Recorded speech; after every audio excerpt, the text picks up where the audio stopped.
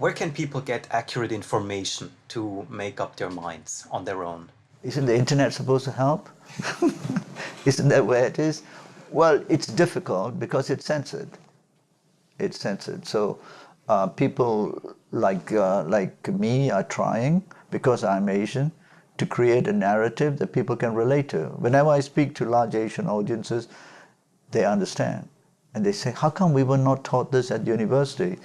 Because I said, because you have to be essentially brought into the system. You are not thinking. But I think this is one of our problems. Our academic institutions have all essentially been usurped by Western ideas only. I'm not saying they're all bad ideas, but the economic and political ideas are not suited. And even if they are, have got great merits, surely we need to now try and define what is ours. And my main point about all of this is that our 21st century will be very different for 5 reasons. The first is essentially population peaking, and the majority of human beings will live here. Second, climate. Third, too much technology. Fourth, the crisis of capitalism, which is consumption. And the fifth is resource constraints. So we need a very different way of politically organizing this. This information is not there. They're not even taught.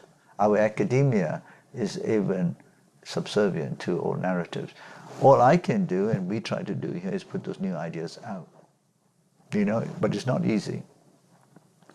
And in the context, even in European context, there are many Europeans who think about some of these issues, but they are not going as far as I am trying to suggest we go, which is we have to redefine our rights.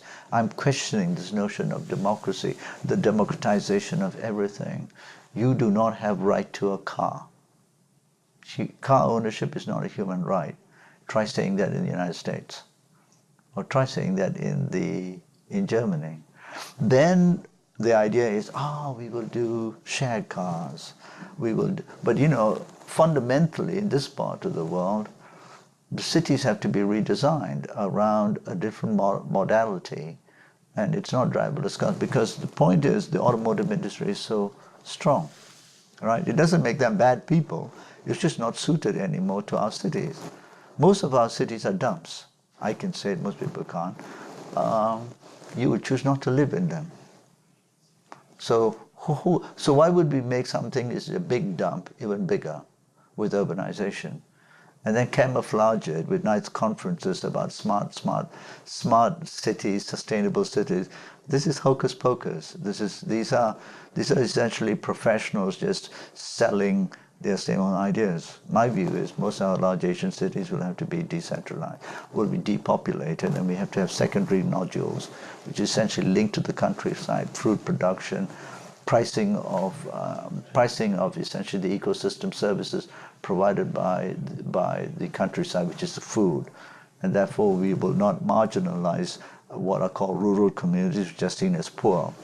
And the knowledge worker of the future will be a smart young person working in a rural area, in a farm, producing good food with the appropriate technology, and not dreaming about some stupid app and a startup.